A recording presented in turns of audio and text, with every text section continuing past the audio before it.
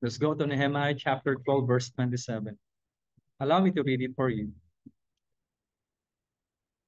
At the dedication of the wall of Jerusalem, they sought the Levites in all their places to bring them to Jerusalem to celebrate the dedication with gladness, with thanksgivings, and with singing, with cymbals and lyres.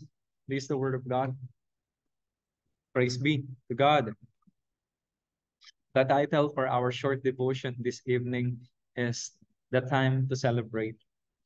And I want to take this opportunity that we're going to connect yung salita ng Diyos pagdating sa ating anniversary.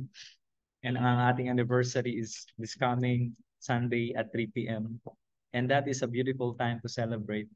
And we're going to learn three things pagdating po sa celebration na ito, mga kapatid.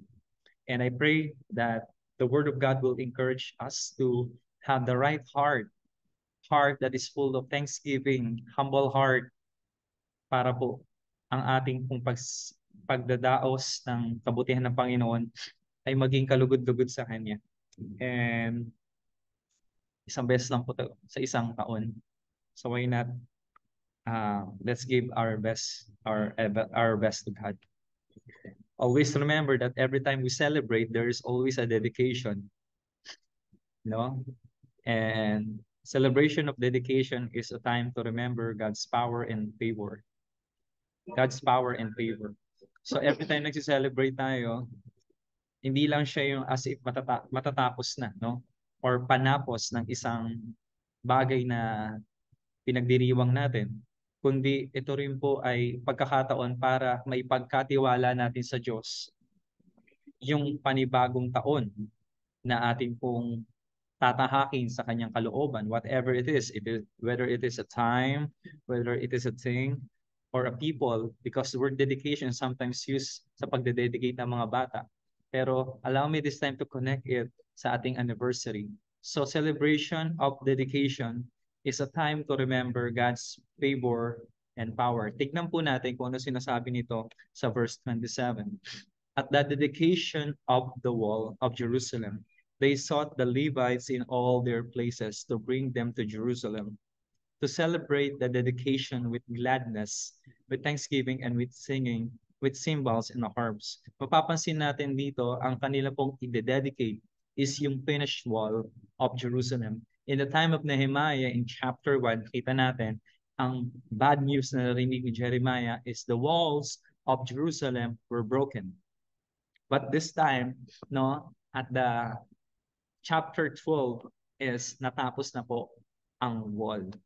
And pagdating po sa wall, ang dami pong iba't ibang klaseng istorya dyan. Ang dami pong mga tao na nagtutulungan para ma-build yung wall. Maraming pong mga kaaway na pumipigil para hindi matapos yung wall, na di-discourage sila sa mga workers. They try to kill workers. They try to use people to stop the work of God, and that is the renovation or rebuilding of the wall. So itong pong wall na to is a remembrance na si God po ang nagbigay sa kanila ng favor. At pinakita po ng Diyos yung kanyang kapangyarihan. Kasi ito pong klaseng project na ito, rebuilding the wall, ay hindi po kayang tapusin sa pamamagitan lamang ng lakas ng tao. At hindi po ito matatapos kung wala po ang favor ni God, mga kapatid. So pagdating po sa salitang wall, the reader would understand that the wall is a remembrance of God's power and favor. So ganun din po sa atin, mga kapatid. Pagdating po sa anibersaryo natin, ang natapos po natin on that day or before the day of celebration or anniversary, mga kapatid, that is our wall. We have labored, no, in prayer. We have labored in the Spirit of God. We have labored. We have given lots of things, and we have planned for it. And we know na ang lahat ng mga labors natin, ang lahat ng mga ginawa natin ay kulang na kulang.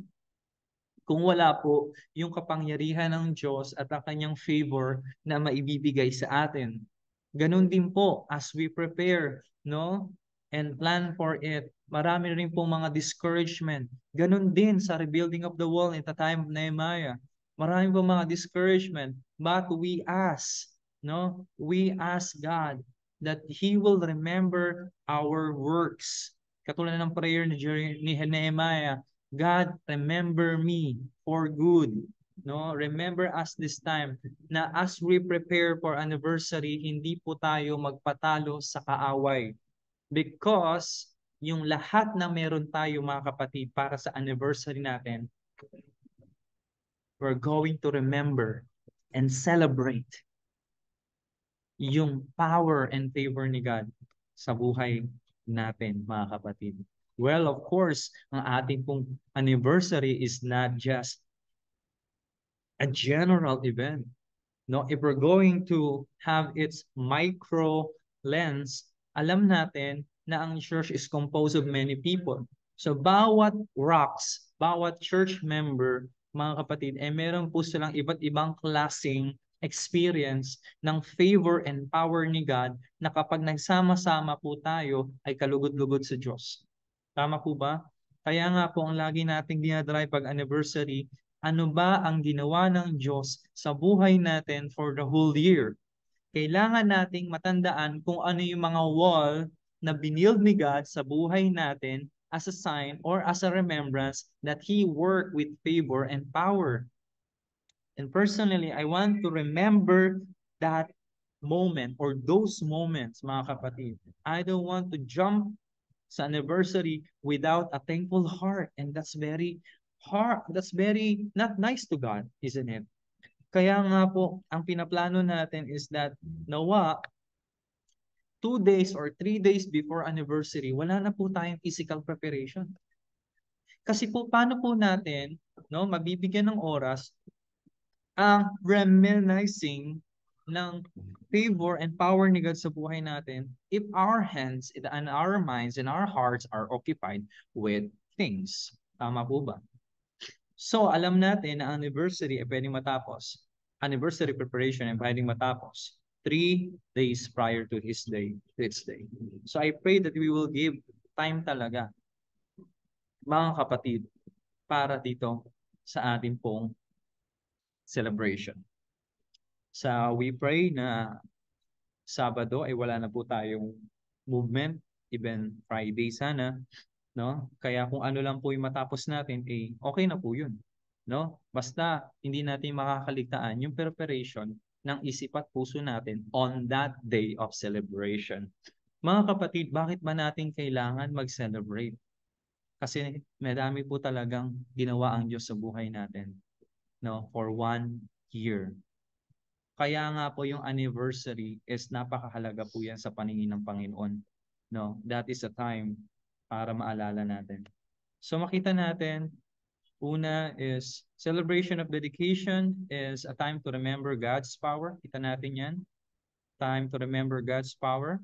And also, kita natin sa verse na ito, celebration of dedication is a time to offer everything to God. So the word dedication is something to offer, no? Word dedication means to offer. So you are recognizing yung bagay na meron ka na binigay ng Diyos with a purpose at ngayon binibigay mo sa Kanya, sinasabi mo, Lord, gagamitin ko kung ano yung binigay mo sa akin. Alam ko kung anong purpose nito, ipagkakatiwala ko sa iyo to. And that is dedication. So makita natin yung celebration of dedication is a time to offer everything to God. So makita natin dito at the dedication of the wall of Jerusalem, they sought the Levites in all their places to bring them to Jerusalem to celebrate the dedication. And dalawang beses inulit yung word dedication with gladness, with thanksgivings, and with singing, with cymbals, and harps and lyres. So alam po natin, no, meron pong purpose ang wall. In the time of Nehemiah, ang purpose ng wall is for safe for safety of the people inside the city, and also for them to have a safe time to worship God. Without the wall, madali po silang masakop. Without the wall, magdi-disturb po sila pagdating sa worship, mga kapatid. So alam natin na every time we dedicate yung bagong taon sa Diyos, alam po natin kung ano ang pinaka-purpose niyan. Ang pinaka-purpose niyan ay para po mas lalong lumalim ang pag-worship natin sa Diyos. Kung hindi natin i-recognize ang Diyos as the one who protects for the whole year, magagambala po tayo mga kapatid at maaaring magtiwala po tayo sa ating mga sarili at mawala po yung parang sense ng grasp natin. Ano ba ang purpose ng panibagong taon para sa atin bilang isang simbahan? And we believe ang pinaka-purpose niyan is to worship God and enjoy Him forever and find our satisfaction in Him. Isn't it, mga kapatid? So every time na ang focus natin is worship, alam natin na bibigyan tayo ng favor ni God na tayo po ay magiging safe din as we worship Him. Safe in a sense na tayo po, mga kapatid, ay hindi magagambala sa worship natin. Kung magambala man tayo, no, babalik at babalik tayo na kailangan talaga natin i-worship si God, whether personal or communal. So alam natin, God, we're going to face another year. We believe na ibibigay mo to sa amin according to your will. Pero kung ibibigay mo to sa amin, you will be the one who will protect us, who will keep us safe, so that we're going to worship you continually. No? We're going to have a strong desire to worship you. No? Kahit na may mga sumasalakay sa atin, katulad ng pagsalakay sa mga walls ng Jerusalem, tayo po ay mananatiling payapa because we know God will keep us safe. So ito pong anniversary nito is a time to dedicate the year, mga kapatid, the year for God and to remember kung anong purpose niya sa buhay natin. So pangatlo po makikita natin dito, celebration of dedication needs spiritual preparation. Well, makita natin dito sa verse na ito is something very important to take note. No? Celebration of dedication needs spiritual preparation. In verse 30, makita natin dito, the priests and the Levites purified themselves, and they purified the people and the gates and the wall. Okay? So alam ng mga tao this time na magse-celebrate po sila ng dedication of the wall, but it did not end with that. Ang ginawa ng mga Levites and mga priests at ng mga tao, since celebration of dedication is something spiritual and something for God, they consecrate themselves. Inihiwalay po nila ang kanilang mga sarili. They prepare themselves for this kind of celebration. No? Hindi po ito yung parang, celebrate na tayo this coming day. O wala na tayong preparation para sa ating mga buhay as if we're going to jump onto that day. Hindi po ganun. So ang ginawa nila, every time that they consecrate themselves or purify themselves, hindi po sila, for example, hindi po sila, yung mga Levites, hindi sila makikipagtalik before that day. Okay? Ang mga tao naman, they try to keep themselves from defilement, and that is yung mga patay, okay, and anything that may defile them. So it simply means you keep yourself away from sin. Okay? You keep yourself away from sin so that the celebration of dedication would be so much meaningful sa atin. Of course, sa ating pong anniversary, pwede nating matapos yung anibersaryo as if for the event lang. Pero at the end of that day, or before that day, mga kapatid, alam mo na ready kang mag-worship kay God, excited ka, because you are prepared spiritually. No, hindi tayo nag-indulge sa kasalanan, hindi tayo naging lax sa ating spiritual life, but we immerse ourselves in the Word of God and also in prayer. Nang sa gayon, Yung worship day natin is not something external, no? Na something, nagse-celebrate tayo for the sake yung matapos yung event. But we know na pinaghandaan natin to spiritually sa buhay natin. Siyempre, kasama din yung mga physical preparations natin. But primarily, inihanda natin yung ating puso't isipan for this anniversary because we know preparation is needed for a meaningful celebration. Para maging meaningful yung anniversary natin, mga kapatid, let's prepare ourselves spiritually. Kailangan po talaga. And for me, my battle cry or my heart cry is that I don't want to be busy anymore pagdating sa anniversary. Kung ano lang kaya natin, gawin na natin. Basta magkaroon tayo ng time sa sarili natin with God. No? Kasi, ang dumarating minsan, uy, pag anniversary, kailangan ng grande, ganito, ganyan.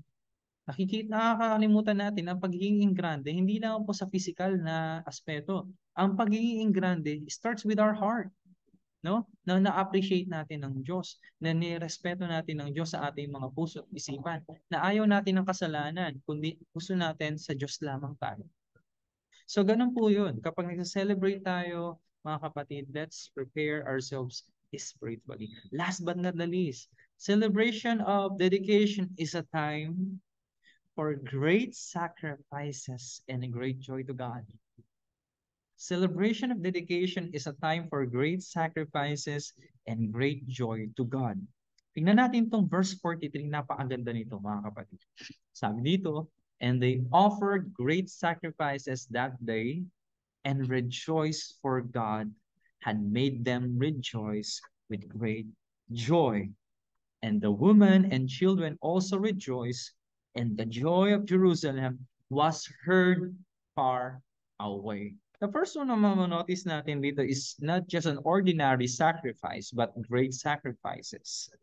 No, these sacrifices includes mga golds, anything na gusto nang ibigay sa Diyos, and also yung mga requirement ng Diyos. But this is not just simple sacrifices. Kung pwede natin sabihin natin, maraming mga tao ang nag-offer, and also, may mga tao nag-offer na dinoble nila yon para sa Panginoon on that day.